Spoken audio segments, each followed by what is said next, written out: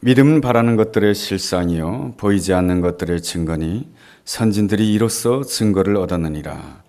믿음으로 모든 세계가 하나님의 말씀으로 지어진 줄을 우리가 아나니 보이는 것은 나타난 것으로 말미암아 된 것이 아니니라. 믿음으로 아벨은 가인보다 더 나은 제사를 하나님께 드림으로 의로운 자라 하시는 증거를 얻었으니 하나님이 그 예물에 대하여 증언하심이라. 그가 죽었으나 그 믿음으로써 지금도 말하느니라. 아멘. 그리스도인들이 가장 많이 사용하는 단어라고 한다면 믿음일 것입니다. 믿음이란 무엇입니까? 자기 확신 아닙니다. 믿음이란 언제나 하나님께로부터 출발합니다. 믿음은 하나님이 주시는 것입니다. 하나님이 주셔야 우리가 믿음을 가질 수가 있습니다. 그렇다고 한다면 하나님께서 우리에게 주시고자 하는 것이 무엇입니까? 그것은 바로 하나님의 마음입니다. 예수님께서 이 땅에 오신 이유가 무엇입니까? 하나님의 마음이 어떠한지 온 세상 사람들에게 알려주시기 위한 것입니다. 그래서 예수님께서 이 땅에 오실 때는 말구유 가운데 오셨습니다. 이 말구유가 얼마나 지저분하고 말구유가 얼마나 더럽습니까? 그런데 예수님께서는 말구유 가운데 오셨습니다. 왜 그런 것입니까?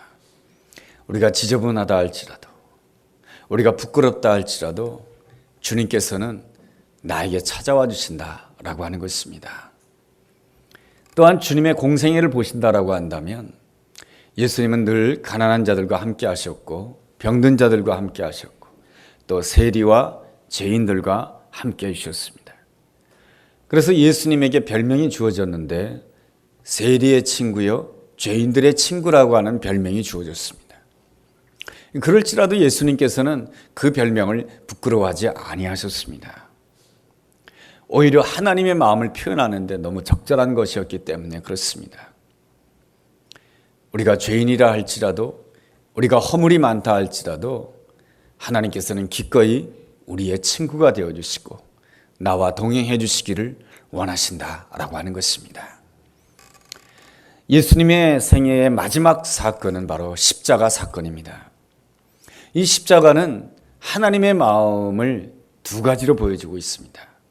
하나는 하나님께서 얼마나 죄를 미워하시는지를 보여주고 있고요. 또 하나는 그럼에도 불구하고 죄인들에게 구원의 길을 열어주시는 그 사랑을 보여주고 있습니다. 그러므로 믿음을 이렇게 정의를 할 수가 있습니다. 믿음이란 우리를 향하신 하나님의 마음을 알고 그 하나님의 마음을 세상에 전하는 것이다. 이렇게 정의를 내릴 수가 있겠습니다. 그러므로 우리의 신앙생활이라고 하는 것은 하나님 마음 알기를 애써야 되는 것입니다. 내가 하나님 알기를 원합니다. 나에게 향하신 하나님의 마음, 우리에게 향하신 하나님의 마음이 무엇입니까? 이거를 끊임없이 질문하고 알려고 하는 사람이 돼야 된다라고 하는 것입니다. 그래서 호세아서 6장 3절에는 이러한 말씀이 있습니다. 우리가 여호와를 알자, 힘써서 여호와를 알자. 그의 나타나심은 새벽빛같이 어김이 없나니 비와 같이 땅을 적시는 늦은 비와 같이 우리에게 임하시리라. 여호와를 알고자 힘써서 여호와를 알고자 할 때에 여호와께서는 우리 가운데 나타나 주신다라고 하는 것입니다. 여호와께서 우리에게 나타나 주실 때 어떤 역사가 나타나게 되냐면 새벽빛이 우리에게 비춰진다라고 말씀해 주고 있습니다. 새벽빛은 언제 비춰집니까? 어두움이 물러가고 제일 먼저 비춰지는 것이 새벽빛입니다. 어두움 가운데 있을 때는 이것이 논두렁인지 이것이 사람이 다는 길인지 이것이 낭떠러지인지 잘 보이지가 않습니다. 그러나 빛이 임하게 되면 선명하게 보이게 됩니다. 아, 이 길은 논두렁이구나. 이 길은 사람이 걸어갈 수 있는 길이구나. 아, 이 길은 골짜기고 낭떠러지구나. 우리가 여호와를 힘써서 알고자 할 때에 하나님께서 우리 가운데 나타나 주시는데 새벽빛처럼 나타나 주신다라고 하는 것입니다. 새벽빛처럼 나타나 주시게 되었을 때 우리에게 베풀어 주시는 놀라운 은혜가 무엇이냐면 이 길은 바로 내가 가야 될 길이구나. 이 길은 내가 가지 말아야 될 길이구나. 이 길은 넓은 길이고 많은 사람들이 가고 있지만 새벽빛이 임하게 되면 내가 정말로 가야 될 길은 좁은 길이구나. 내가 정말로 가야 될 길은 예수님이 가신 그 길이구나. 이것을 분별하게 되는 놀라운 역사가 일어난다라고 하는 것입니다. 또한 여호와를 알고자 힘써서 여호와를 알고자 했을 때에 하나님께서 우리에게 베풀어 주시는 놀라운 은혜는 늦은 비의 은혜다라고 하는 것입니다. 이스라엘 땅에 있어서 추수를 앞두고 내리는 비를 늦은 비라고 하는 것입니다. 그러므로 늦은 비라고 하는 것은 앞으로 열리게 될 그 열매를 위한 아름다운 비가 바로 늦은 비인 것입니다. 이 늦은 비가 잘 내려야만이 그동안 땀 흘리고 농사했던 아름다운 곡식의 열매를 맛보게 되는 것이죠. 사람에게 있어서 제일 힘든 게 무엇입니까? 내가 열심히 수고했는데 그 수고에 열매가 없을 때 너무 힘이 듭니다. 내가 열심히 공부를 했는데 그 결과 아무런 보람이 없습니다. 내가 열심히 땀 흘려서 일을 하였는데 그 보람이 없습니다. 내가 밖에 나가서 열심히 땀 흘려서 돈을 벌어오면 그 돈 가지고 가족들이 기쁘게 웃으면서 먹으면서 즐겁게 사는 것이 바로 보람 아니겠습니까? 그런데 가족들이 싸우고 있습니다. 가족들이 다투고 있습니다. 그러면 그 수고의 보람이 없게 되는 것이죠. 이 사람이 가장 힘들 때가 내가 열심히 땀 흘렸는데 내가 열심히 수고했는데 아무런 보람이 없다라고 하는 것이 너무너무 힘든 것입니다. 그런데 말이죠. 여호와를 알고자 한다라고 한다. 여호와를 힘써서 알고자 한다라고 한다면 하나님께서 반드시 은혜를 주시는데 늦은 비의 은혜로 함께 해주신다라고 하는 것입니다. 이 늦은 비의 은혜라고 하는 것은 이제까지의 모든 수고와 땀 흘림이 다 보람이 되게끔 열매를 맺을 수 있도록 하나님께서 은혜를 주신다라고 하는 것입니다. 요셉의 삶에서 우리는 보다 명확하게 알 수가 있습니다. 요셉은 형제들의 미움을 받아서 애굽 땅의 노예로 끌려가게 됩니다. 뿐만 아니라 감옥에 들어가서 참 어려운 생활을 겪게 됩니다. 요셉의 입장에서는 이러한 생각이 들 수가 있습니다. 내가 이러한 가족 가운데 태어나지 않았다라고 한다면, 여러분, 요셉이 애굽 땅에 몇 살에 끌려갔습니까? 17살에 끌려갔습니다. 참 꽃다운 나이지 않습니까? 모두가 책가방을 들고 학교로 등교하는 그러한 때 아니겠습니까? 그런데 자기는 남의 집에서 일만 하고 있습니다. 남들은 예쁜 교복을 입고 학교를 가고 있습니다. 그런데 나는 남의 집에서 허드렛 일만 하고 있습니다. 그랬을 때 자기의 인생이 얼마나 고달프고 그리고 자기의 인생이 얼마나 마음 아프겠습니까? 그러한 생애가 바로 요셉의 생애였던 것입니다. 그러나 이 요셉에게 늦은 비의 은혜가 임하게 되자 아름다운 역사가 일어나게 되는 것입니다. 지난날에 이런 일이 없었더라고 하는 그런 일들이 다 없어지게 되는 것입니다. 하나님께서 나에게 이렇게 큰 열매를 맺도록 하기 위해서 하나님께서 나로 하여금 형제들의 미움을 받아서 애굽 땅에 노예로 오게 되었구나. 하나님께서 나로 하여금 이렇게 큰 열매를 맺도록 하기 위하여서 하나님께서는 나에게 감옥이라고 하는 그 험악한 환경까지 허락해 주셨구나.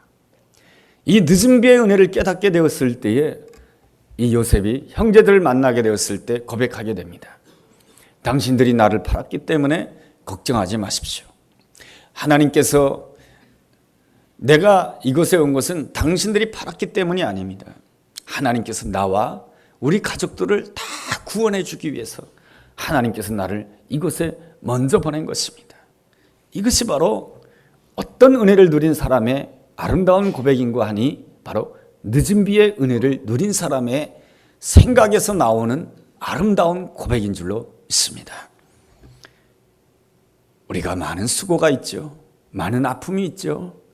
그러나 그 가운데서 여호와를 알고자, 하나님의 마음을 알고자 힘써서 하나님께 더 가까이 나간다라고 한다면 하나님께서는 하나님 가장 적당한 때 늦은 비의 은혜로 함께할 줄로 믿습니다. 이 늦은 비의 은혜를 통해서 지난날의 수고, 지난날의 아픔, 그 모든 것들이 보람이 되고 열매를 맺혀지게 되는 귀한 은혜와 축복이 우리 모두에게 함께하게 되기를 주님의 이름으로 축복합니다. 오늘 본문에서는 믿음을 설명하고 있는데 믿음을 어떻게 설명하고 있습니까? 히브리서 11장 1절에 보면 이런 말씀이 있습니다. 믿음은 바라는 것들의 실상이요 라고 이렇게 말씀해 주고 있습니다. 여기서 바란다라고 하는 것은 단순하게 자기 뜻대로 바라는 것을 말하는 것이 아닙니다. 여기서 바란다라고 하는 것은 하나님의 뜻대로 바란다라고 하는 것이며 하나님의 약속을 따라서 바란다라고 하는 것입니다. 하나님의 약속 안에는 무엇이 들어있습니까? 하나님의 마음이 들어있습니다. 하나님의 약속을 따라서 바라볼 때에 그 바라봄은 우리 인생의 실상이 된다라고 하는 것입니다. 실상이라고 하는 뜻을 다른 말로 표현한다라고 한다면 기초라는 단어로 바꿀 수가 있겠습니다.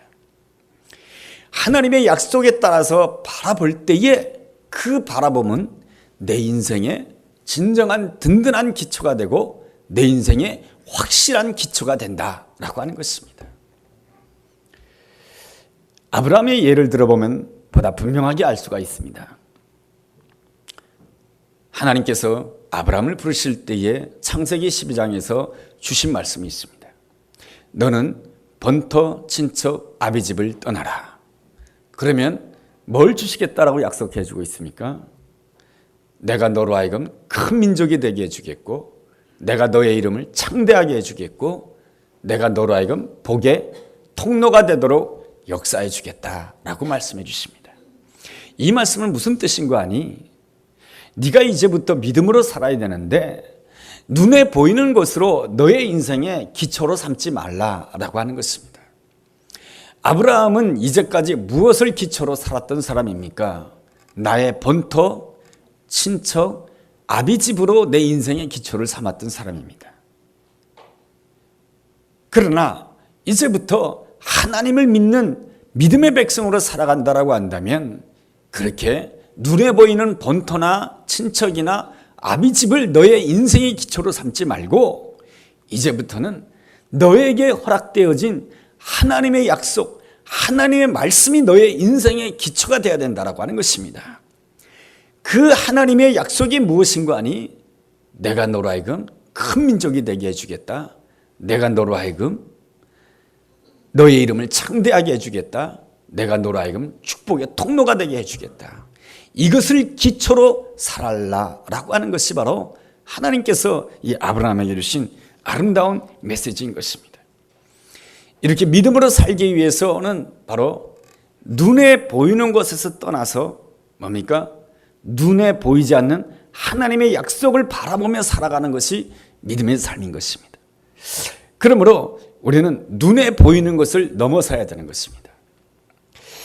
우리가 눈에 보이는 것 가운데 두 가지가 있습니다. 이 두 가지를 넘어서야 되는데 첫째로는 현실을 넘어서야 됩니다.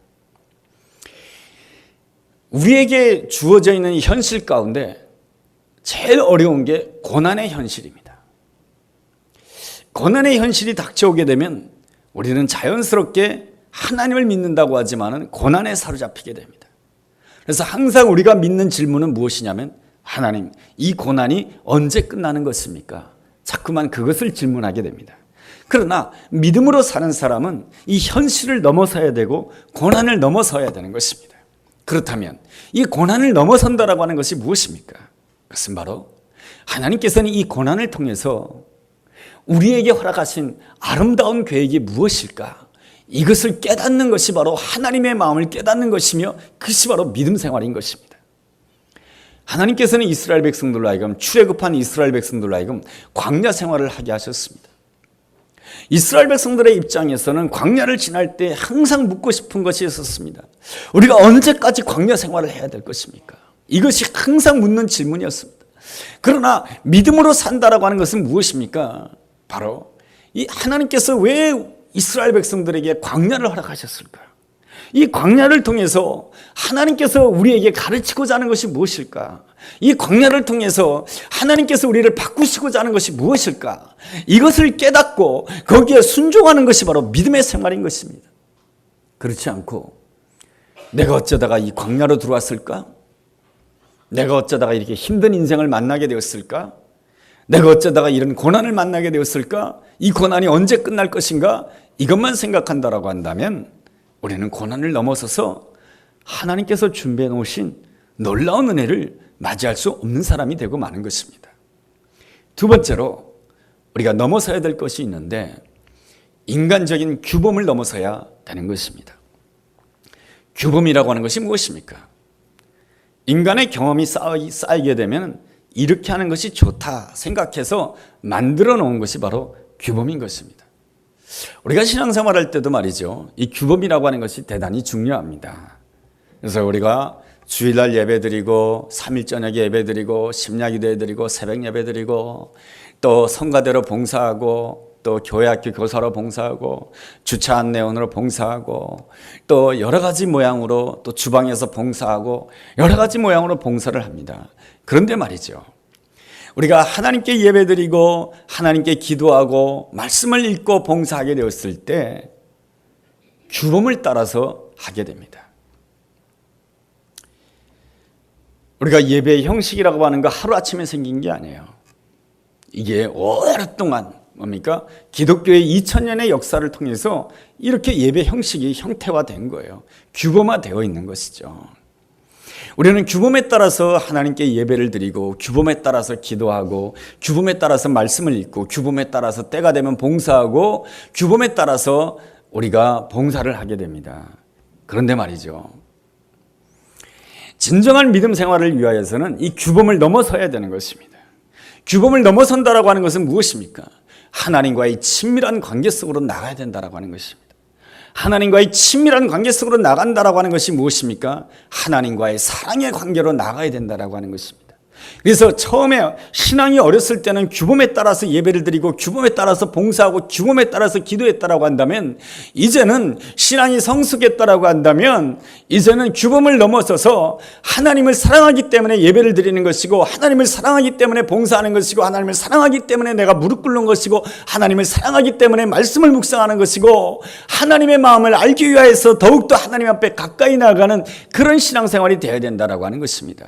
그랬을 때 어떤 사람이 되냐면 하나님의 마음을 깨닫는 자가 되는 것이죠. 그런 점에 있어서 규범이라고 하는 것은 건축물을 지을 때에 세우는 비계와 같습니다. 이런 비계 없이는 건축을 할 수가 없어요. 그런데 건축이 다 끝나면 비계를 어떻게 해야 됩니까? 치워야 됩니다. 건축이 다 끝났는데도 이 비계를 계속해서 놔둔다라고 한다면 그 건물이 흉한 것이죠. 그래서 건축물을 다 완성하게 되면 비계를 다 떼어나게 되는 것이죠. 그런 것처럼 우리의 신앙을 시작할 때는 규범이 필요하지만은 그 규범에서 머물러서는 안 되고 규범을 넘어서서 하나님과의 친밀한 관계, 하나님의 마음을 알고 하나님의 마음을 깨닫는 그런 관계로까지 사모하며 나아가야 되는 것입니다. 그런데 그러지 못하게 되면은 어떻게 되냐면 예수님께로부터 멀어지게 됩니다. 그런 사람이 바로 바리새파 사람들입니다. 요한복음 9장에 보면 예수님께서 길을 가시다가 날 때부터 소경된 자를 눈뜨게 하십니다. 여러분 안식일 날에 얼마나 놀라운 일입니까? 예수님께서 안식일 날에 특별히 병 고치신 이유는 하나님께서 하나님의 백성들에게 안식을 허락하시는 것은 자유를 주시기 위한 것이며 해방을 주시기 위한 것이며 기쁨을 주기 위한 것입니다. 그래서 이 눈먼 자가 눈을 뜬다라고 하는 것이 최고의 기쁨 아니겠습니까? 그런데 바리새파 사람들은 그것을 가지고 비판하게 됩니다. 뭐라고 비판하게 됩니까? 어찌하여 안식일에 눈병을 고치는, 안식일에 왜 병을 고치느냐? 그걸 가지고 시비를 겁니다. 무엇을 가지고 시비를 건 겁니까? 규범을 가지고 시비를 건 것입니다. 이 규범은 처음 신앙생활할 때는 필요한 것이지만은 신앙이 성숙하면 이 규범을 넘어서야 되는 것이죠. 그런데 규범을 넘어서지 못하게 되면 그 규범 가지고 규범에 얽매여 있는 자가 되고, 그 규범 가지고 규범을 지켰다고 하는 것 가지고 내가 우월한 자가 되고, 나는 규범을 지켰고 너는 규범을 지키지 않았다고 하는 것을 가지고 판단하는 자가 됩니다. 그렇다라고 한다면 진실로 하나님께 더 가까이 나갈 수가 없고, 하나님께서 예비해 놓으신 은혜와 축복을 누릴 수가 없게 되는 것입니다. 그런 점에 있어서 믿음 생활한다라고 하는 것은 고난을 넘어서야 되는 것이며, 또 한 가지 규범을 넘어서야 되는 것입니다. 그래야 하나님의 마음을 깨달을 수가 있고, 그 하나님 마음에 기쁘게 반응하는 아름다운 모습을 가질 수가 있습니다. 이렇듯 하나님의 마음을 깨닫고 하나님 마음에 기쁘게 반응하는 것이 예배인 것입니다.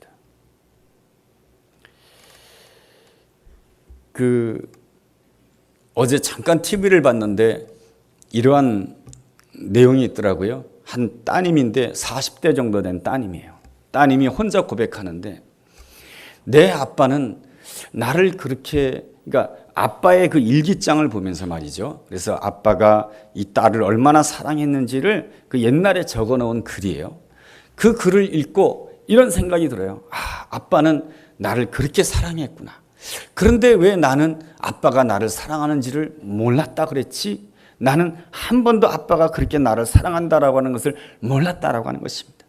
아빠가 나를 그렇게 사랑했다라고 하는 것을 몰랐다고 하는 것이 너무 자기 자신이 부끄럽다라고 하는 그러한 고백을 40대 중반의 여인이 고백하는 것을 보았습니다. 믿음이라고 하는 것은 무엇입니까? 우리에게 향하신 하나님의 마음을 깨닫고 그 하나님 마음에 하나님이 나를 이렇게 사랑해 주시는구나 기쁘게 반응하는 것이 바로 예배인 것입니다. 그래서 신앙생활에 있어서 가장 중요한 것이 무엇입니까? 믿음으로 드리는 예배인 것입니다.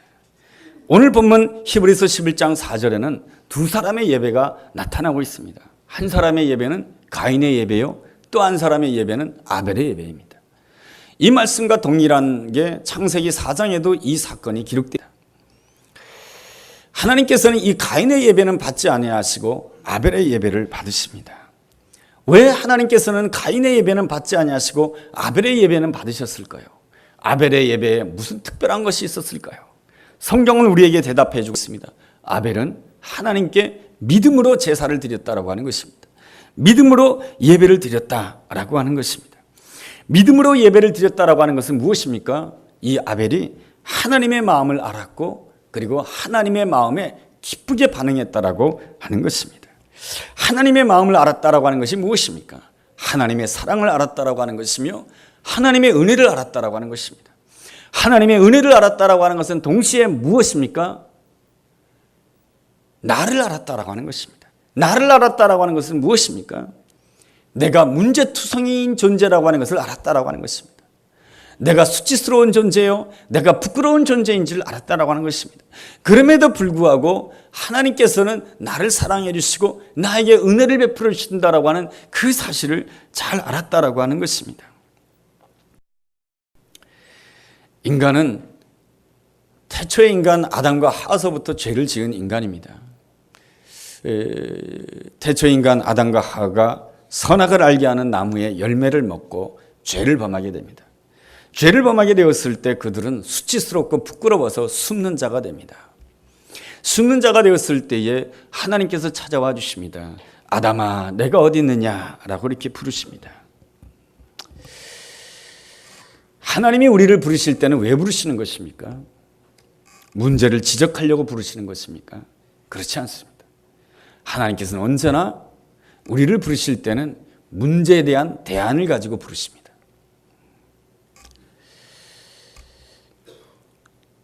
선생님이 계시다면 죄송한데요, 제가 어린 시절에 경험했던 선생님들의 모습입니다.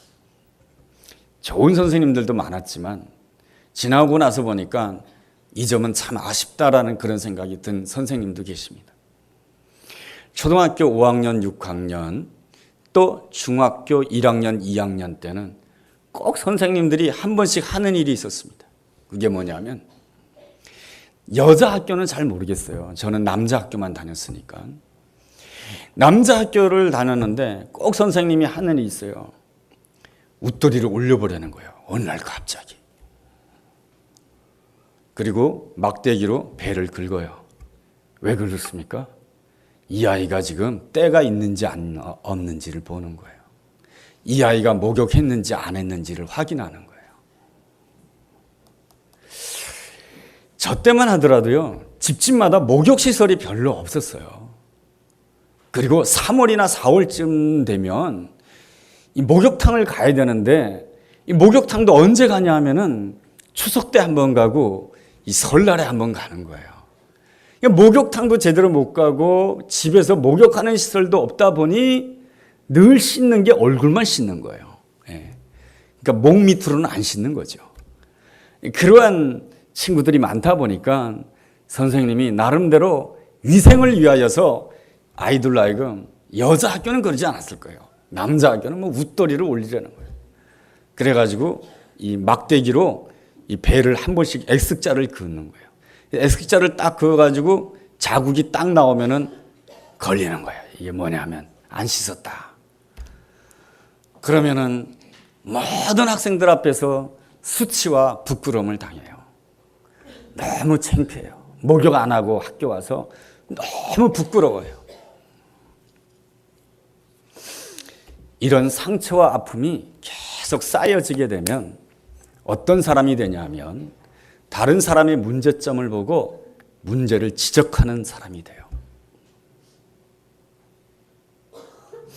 그러나 하나님께서는 아담아 내가 어디 있느냐라고 물으실 때에 하나님께서는 어떻게 하셨냐면 대안을 가지고 찾아오셨어요. 하나님께서 이 숨어있는 아담과 하와를 향해서 대안을 주시는데 창세기 3장 21절에 보면 첫 번째 대안이 무엇이냐면 가죽옷이에요. 그들의 수치와 부끄러움을 가리워주기 위해서 가죽옷을 입혀주세요. 그 다음에 하나님께서 주시는 두 번째 대안이 있어요. 그것은 뭐냐면 하와에게 하와라고 하는 이름을 주세요. 창세기 3장 20절에 나와요. 창세기 3장 20절 2절에는 하와라고 하는 이름이 하나도 안 나와요.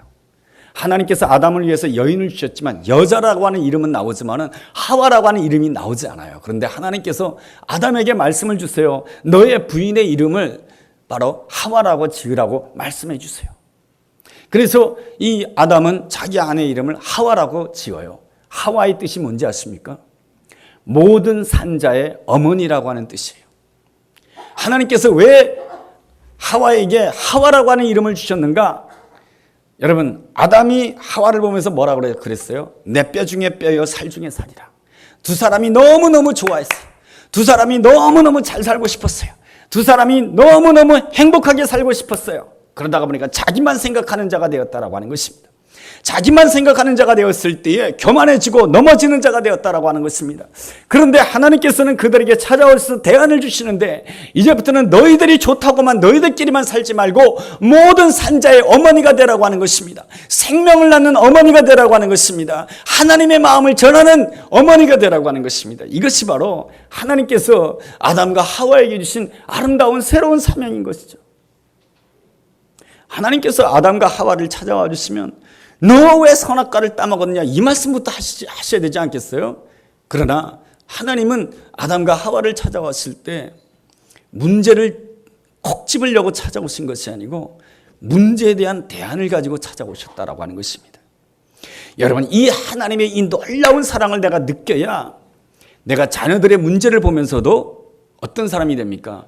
이 문제에 대한 대안이 무엇일까를 생각하며 접근하는 자가 되는 것이죠. 그리고 아이가 목욕을 안 했어. 그러면 이 목욕하지 못한 이 아이를 위한 대안이 무엇일까를 생각하게 되었을 때에 선생님은 그 아이를 온 아이들 앞에서 부끄러움과 수치를 주지 않는 것이죠. 대신 그 아이에게 목욕할 수 있는 기회를 주는 것이죠. 이것이 바로 하나님의 아름다운 마음이며 하나님의 마음을 느낀 자가 가지게 되는 아름다운 심성 아니겠습니까? 이 마음을 이어받은 사람이 누구냐면 아벨인 것이죠. 아벨은 하나님 앞에서 자기 자신이 얼마나 부끄러운 존재라고 하는 것을 알았습니다. 동시에 나에게 행하신 하나님의 은혜가 얼마나 크다고 하는 것을 알았기 때문에 하나님 앞에 나올 때에 규범적으로 나올 수 없었던 것입니다. 규범에 따라서 예배드리고 규범에 따라서 기도하고 규범에 따라서 성경 읽고 규범에 따라서 봉사하는 그러한 신앙생활을 할 수가 없었던 것입니다. 그래서 자기가 기른 양 가운데 첫 새끼 하나님 앞에 최우선을 드릴 수가 있었던 것입니다. 하나님 앞에 최우선을 드린다라고 하는 것은 무엇입니까? 자신을 드렸다라고 하는 것입니다. 자신을 드렸다라고 하는 것은 무엇입니까? 자신을 내려놓았다라고 하는 것이며, 자신을 내려놓았다라고 하는 것은 무엇입니까? 자신을 비웠다라고 하는 것입니다. 우리 찬양대가 하나님을 찬양하지 않았습니까? 나의 복은 오직 주님께만 있습니다. 이게 바로 예배인 것이에요. 나 자신을 비우고 내 인생에 복된 것이 있다라고 한다면 여호와만이 내 인생의 복입니다라고 고백하는 것이 진정한 예배인 것이죠. 나 자신을 비울 때에 하나님께서는 무엇을 해주시는 것입니까? 이 비운 자리에다가 하나님께서 은혜와 축복과 사랑으로 나에게 채워주시는 것이죠. 이것이 바로 예배의 감격인 것입니다. 그러므로 우리가 신앙생활할 때 제일 어려운 게 자기를 비우는 거예요. 자기 자존심을 내려놓는 거예요. 내 상식을 내려놓는 거예요. 내 판단을 내려놓는 거예요. 그럴 때에 하나님께서 채워줄 게 많죠. 하나님께서 왜 가인의 예배를 받지 못한지 아십니까? 가인의 예배의 문제점은 규범에 따라서 하나님 앞에 예배드린 거예요. 다시 말하면 내 자신이 꽉 차 있었어요. 내 생각이 꽉 차 있었고 내 판단이 꽉 차 있었기 때문에 하나님의 은혜가 들어갈 구석이 없었던 것이에요. 내가 꽉 차 있었기 때문에 그 나타나는 결과가 무엇입니까? 창세기 4장을 읽어보면은 이 가인이 죄를 다스리지 못합니다. 분노를 다스리지 못합니다. 자기 마음에 있는 화를 다스리지 못해요. 자기를 비우는 자의 특징이 무엇입니까? 사람들에게는 다 죄된 생각이 나올 수가 있어요. 사람들에게는 다 분노의 생각이 나올 수가 있어요. 사람들에게 화가 날 수가 있는 거예요. 그런데 내가 하나님 앞에서 나 자신을 비우게 되면 그 화를 다스리는 자가 되고 죄를 다스리는 자가 되고 분노를 다스리는 자가 되고 욕정을 다스리는 자가 될 수 있다라고 하는 것입니다. 그러나 나 자신으로 꽉 차 있게 되면은 절대로 죄를 다스릴 수 없어요. 그리고 분노를 다스릴 수가 없어요. 죄와 분노와 잘못된 감정에 쏠릴 수밖에 없는 것이 인생의 연약함인 것이에요. 그리고 가인은 어떻게 합니까? 하나님께서 가인을 향해서 이 가인은 자기의 분노 때문에 동생을 죽이게 됩니다. 그랬을 때 하나님께서 이 가인을 찾습니다. 내 동생 아벨이 어디 있느냐? 그랬을 때 이 가인은 내가 아벨을 지키는 자입니까? 내가 동생을 지키는 자입니까? 하면서 이 동생은 나와 상관이 없다라고 말을 하게 됩니다. 여러분, 왜 하나님께서 이 가인에게 찾아와 주신 것입니까? 그것은 회개하라고 하는 것입니다. 회개한다고 하는 것이 뭡니까? 너 자신을 비우라고 하는 것입니다. 왜 하나님께서 가인으로 하여금 비우게 하시는 것입니까? 너 자신을 비워야 너와 다른 네 동생 아벨을 품을 수 있다라고 하는 것입니다. 예수님의 그 십자가가 아름다운 이유가 무엇입니까? 예수님은 가장 완전한 의인이시며 하나님의 아들이십니다. 그런데 예수님께서 이 땅에 오셔서 자기를 비웠어요. 십자가를 지셨다라고 하는 것은 자기를 비운 거예요. 왜 자기를 비워야 되는 것입니까? 자기를 비워야만이 이 세상에 구원받을 수 없는 모든 죄인들을 품을 수 있기 때문에 그런 거예요. 구원받을 수 있는 모든 죄인들을, 구원받을 수 없는 모든 죄인들을 품고자 하는 것이 하나님의 마음이에요. 나 자신을 비우지 않고는 하나님의 마음이 채워지지가 않는 거예요. 그래서 예수님께서 자기 자신을 비운 것이죠. 그것이 바로 이 십자가가 무엇이냐? 바로 하나님이 기뻐 받으시는 예배요 산제사인 것입니다. 하나님께서 오늘 우리에게 예배 잘 드리라고 하십니다. 하나님이 기뻐 받으시는 예배는 나로 꽉 찬 나 중심적인 예배, 가인의 예배가 아니고 바로 아벨의 예배, 나 자신을 비우는 예배, 나 자신을 비움으로 인해서 내 생각과 다른 사람을 품을 수 있는, 하나님이 품으라고 하면 다 품을 수 있는 그러한 마음, 이 예배가 바로 십자가의 예배요, 이 예배가 바로 아벨의 예배요, 이 예배가 바로 하나님 앞에 드리는 산제사인 것입니다. 여러분, 나를 부서뜨리는 것이 얼마나 힘듭니까? 나를 깨는 것이 얼마나 힘듭니까? 나를 비우는 것이 얼마나 힘듭니까? 그런데 예수님께서 먼저 그렇게 하셨습니다. 그런 거로 나도 예수님처럼 예배 드릴 수 있음을 믿고 나도 나 자신을 비우기를 원합니다. 하나님 이 빈 마음에 하나님의 마음을 채워주시고 하나님의 사랑을 채워주시고 나와 다른 사람을 주님 품을 수 있는 아름다운 마음을 주옵소서. 이것이 바로 하나님이 기뻐 받으시는 예배요 하나님이 영광 받으시는 귀한 예배인 줄로 믿습니다. 이 예배를 통해서 하나님께서 우리 삶 가운데 아름다운 역사를 행하실 줄로 믿습니다. 기도하겠습니다. 하나님 아버지, 믿음으로 예배하는 자 되게 하여 주옵소서. 십자가 앞에서 내가 얼마나 큰 죄인인지를 깨닫게 하시고 동시에 하나님의 사랑이 얼마나 놀라운지 하나님의 마음을 깨닫고 하나님의 마음을 전하는 자 되기를 원합니다. 믿음으로 먼저 나 자신을 비우게 도와주시고 믿음으로 나와 다른 자를 품음으로 인하여 하나님의 마음을 품고 하나님의 마음을 전하는 믿음으로 예배드리는 축복의 사람이 되게 하여 주옵소서. 예수님의 이름으로 기도드렸습니다.